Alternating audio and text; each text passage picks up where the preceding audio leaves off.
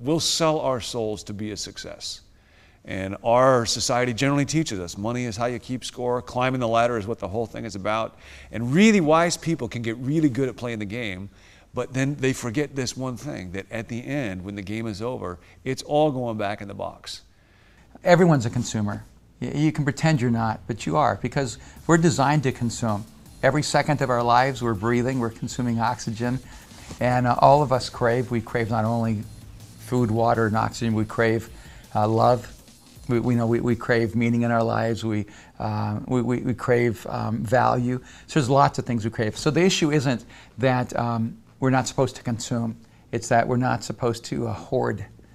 And that if our whole life is focused on what we take rather than what we give, then I think it becomes a problem. There's this illusion that people have that someday more will be enough.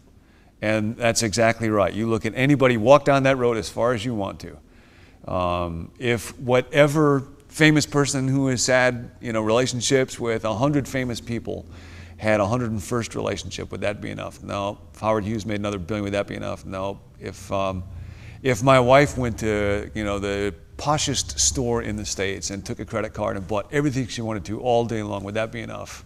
Well, we'll never know.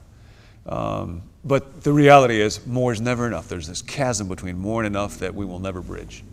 I feel very uncomfortable when I start moving into a legalism that tells a person these choices that you've made are wrong.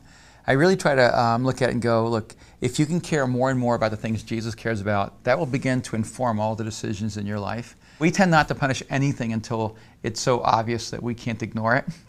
And so I don't think it's just about greed. I think it's also about immorality. It's about gluttony. It's about laziness. I mean, the guy who buries the talent, Jesus describes him as a wicked, lazy servant.